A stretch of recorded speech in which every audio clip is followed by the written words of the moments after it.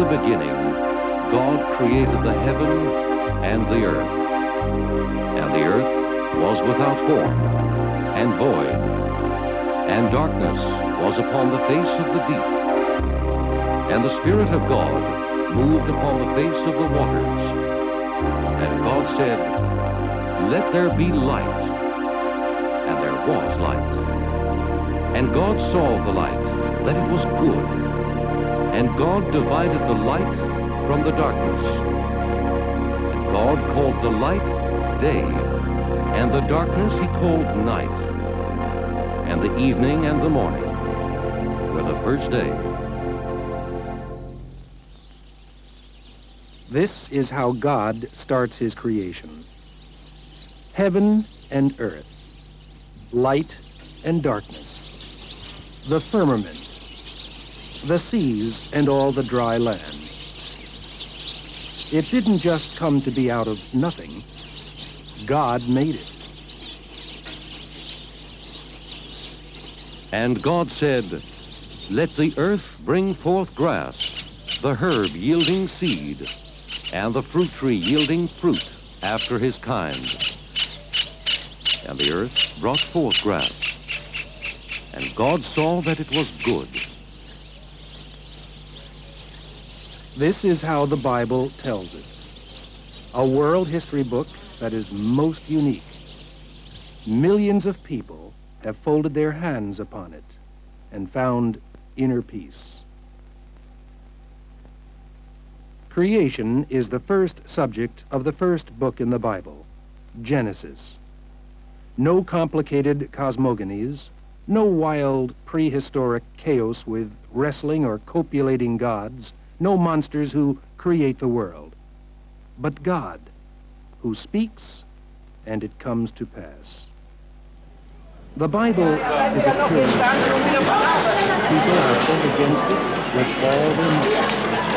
Others only offered their lives for it as money. Why? Because they felt that the content of this book was more important than their own lives. No book in this world has been read by more people. No book has been translated into more languages. No book has been distributed in larger quantities. And no book had more influence upon the history of mankind than this same Bible. How did the Bible come into being? How do we know for sure that we still possess the original Bible? Who wrote the Bible anyway? We will embark upon an exploration as to the beginnings of the Bible, so let's start right there. The first 5 books of the Bible are written in the silence of the desert, just by one man, Moses. Moses begins with Genesis and writes about creation and about the first human beings. He describes how it went wrong between men and God, how man preferred to decide for himself what was right and wrong, rather than leaving it up to God. Moses also shows the logical consequence of all this, when the first violent death on earth takes place, and Cain murders his brother Abel. So the book of Genesis continues. Moses writes about the incredible catastrophe that hit the world and annihilated all life, the flood. But at the same time, he wrote about Noah and his family and about the animals in the ark who survived this catastrophe. After the flood, life starts afresh, and we read about how people spread themselves over the face of this earth. Then it talks about Abraham, who was called by God to depart from Ur of the Chaldees with his whole family, lock, stock, and barrel, sheep and goats, to go to the promised land that God would show him. And so Abraham left with his wife, servants, and all of his livestock. It meant a long trip through a barren desert to the promised land of Canaan. Now, how did Moses know what had happened on the face of this earth, including those events before his time, since he certainly did not experience everything himself he wrote about? Modern Bible scholars say it was by word of mouth. The old histories were orally delivered from father to son, and Moses had really nothing to do with it. So, not in Moses' days, around 1500 BC, but 500 years later. Others finally submitted those stories to writing. The earliest writing, so they say, came only in the days of King David, about 1000 BC. But did it really happen this way? Was Moses not able to write? And wasn't writing practiced in his days? Modern archaeology can answer these questions through the digs in the so-called tells.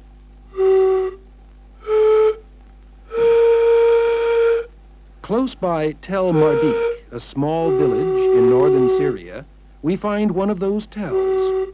It looks like a hill under which the remains of an old city are buried. In the period stretching approximately 2,000 years between Noah and Abraham, civilizations of unknown heights developed in the Middle East. In 1964, people started excavating this tell by digging carefully squares of 12 feet by 12 feet.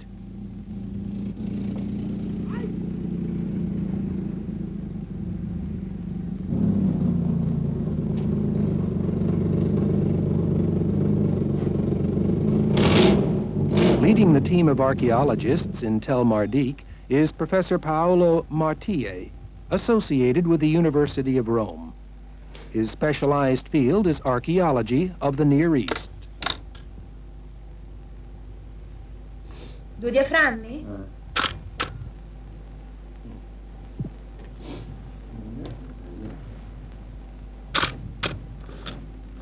By Tel Mardik, the activities started around 1964. The hill covers an area of a little over 2 square miles, is oval-shaped, and has a diameter of more than 330 feet. In this tell, they discovered the remains of the old civilization of Ebla, and the most important find was the king's palace. About the discovery, Professor Mathieu commented, "We have barely started our scientific investigation of the palace. Yet we only know a few of the locations, such as the guest room, some living rooms, the monumental gate, and especially the offices where the archives were found. But thanks to the archaeological evidence of Tel Mardik, and especially the information from the State Archive of Ebla, we can, in the coming years, rewrite and reconstruct the history of the 3rd millennium before Christ." In Ebla's state archives, more than 16,000 clay tablets, which have been discovered so far, had been stored. Archaeology has long lost its reputation of treasure hunting. It is a science that uses many modern techniques. At Tel Mardik, many parts of once desirable pottery are sorted according to the layer in which they were found. After that, a rough description is made together with an accurate sketch. The thickness and curve of each piece is carefully measured, after which a picture is taken. All this information is cataloged in order to help to get a better impression of that era. In line with all this, Professor Mathieu tells about the enormous discovery of a few years ago. Tel Mardik gained in importance when we, in 1975, discovered the state archives. The reason for this was that the clay tablets were written about 2,500 years before Christ. More than 16,000 tablets have been recovered so far, but most probably we will find many more. Not just in Ebla were these clay tablets found, but everywhere in the Middle East. Thousands of clay tablets in many different languages were discovered. Yet those found in Abla seem to be the most important in terms of biblical history. For the first time, names of cities are mentioned that we have known from the book of Genesis, such as Sodom and Gomorrah, and also Haran, the city where Abraham had lived. Dr. Friedman, publisher of the magazine The Biblical Archaeologist, says, it's clear from the Ebla picture that other cities were very much like this. After all, the Ebla scribes didn't just write to each other, and tablets must have been sent abroad and received from abroad, so that if we were lucky enough, we could expect to find similar archives, maybe not as large, at other cities in the Near East. The city with which the patriarchs are associated mostly in Mesopotamia or Syria is the city of Haran, presently in modern Turkey, but it belonged to the same orbit, the same area that the city of Ebla did.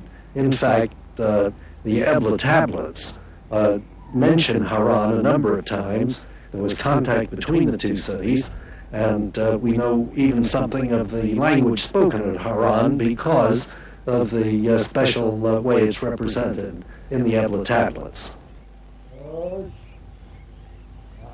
Do we have to imagine Abraham and his forefathers as wandering nomads with goats and sheep as a group of illiterates? Abla puts an end to that impression. Abraham and those before him were people who communicated with highly developed civilizations, such as Abla, where writing played an important role. The possibility certainly existed that Abraham could have had things written down.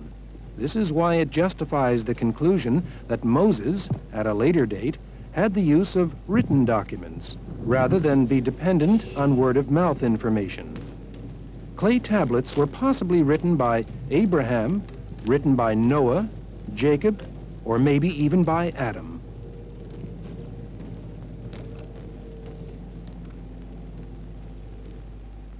When Moses is finally in possession of these clay tablets, he arranges the information in the right order, so as to form the book of Genesis. After Genesis, in the Bible, there is the book of Exodus, the written account of the exodus of the people of Israel from Egyptian slavery through a barren desert for a period of 40 years. In the wilderness, Moses heard God speak, and he wrote down everything the Lord told him.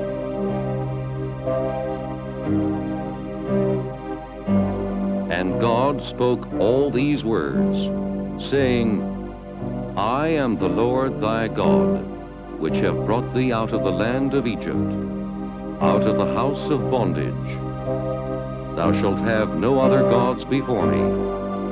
Thou shalt not make unto thee any graven image, or any likeness of anything that is in heaven above, or that is in the earth beneath, or that is in the water under the earth.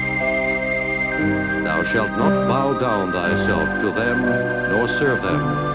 For I, the Lord, thy God, am a jealous God, visiting the iniquity of the fathers upon the children unto the third and fourth generation of them that hate me, and showing mercy unto thousands of them that love me, and keep my commandments.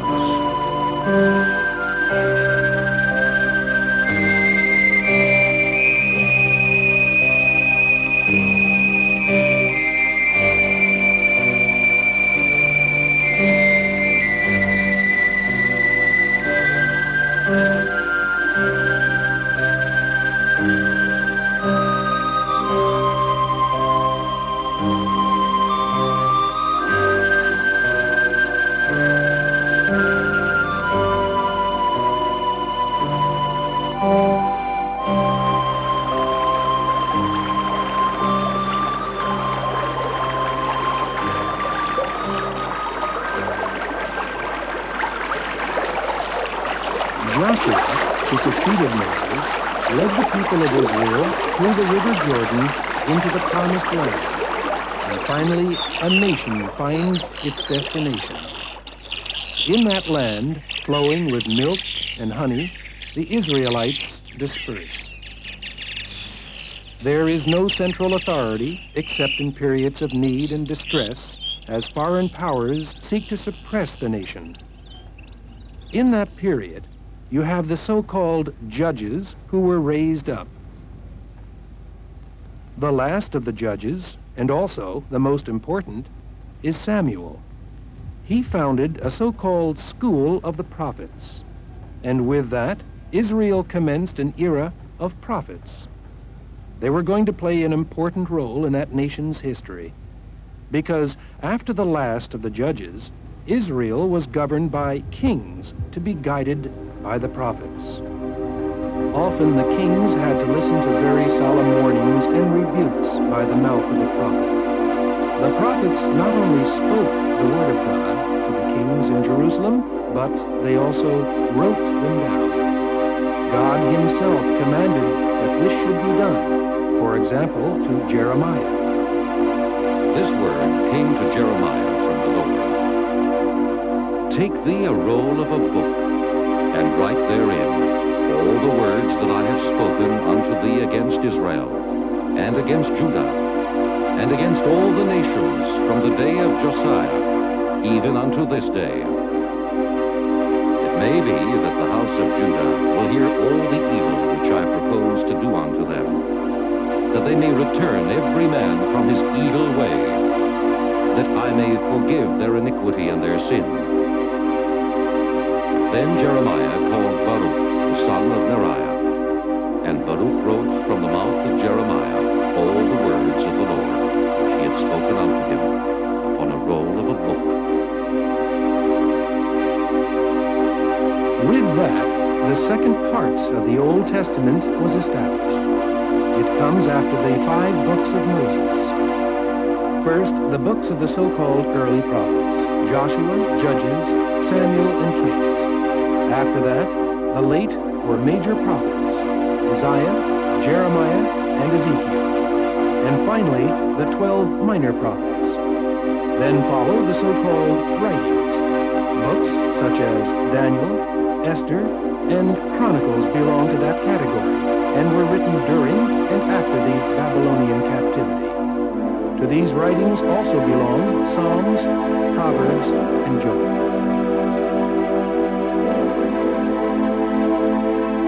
And with that, the Old Testament is complete.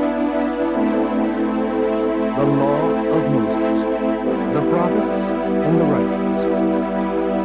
The completion of this book enabled the Jewish people to go through centuries of martyrdom, yet remaining as one people.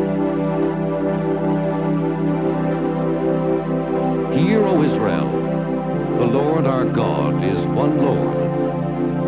And thou shalt love the Lord thy God with all thine heart, and with all thy soul, and with all thy might. And these words which I command thee this day shall be in thine heart. And thou shalt teach them diligently unto thy children, and shalt talk to them when thou sittest in thine house, and when thou walkest by the way, when thou liest down, and when thou risest up. And thou shalt bind them for a sign upon thine hand, and they shall be as frontlets between thine eyes. And thou shalt write them upon the posts of thy house, and on thy gates. How the text of the Old Testament scrolls were handed down is a story all by itself. Obviously, until printing was invented, everything had to be done by hand. The rabbis had to copy the worn scrolls very carefully.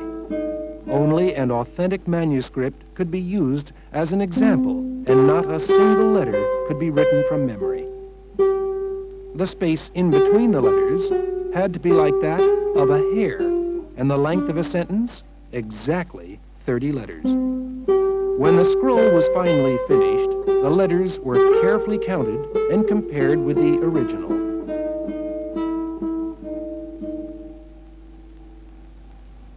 The oldest handwriting, until recently, dated back to approximately 1000 AD.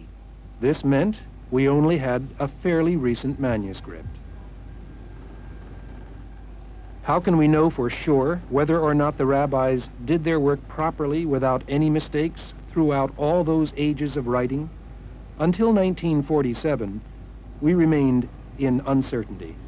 But then the mountains of Judea gave away their secret. In 1947, Muhammad Adib, a young Arab boy, walked in the vicinity of Masada, close to the Dead Sea.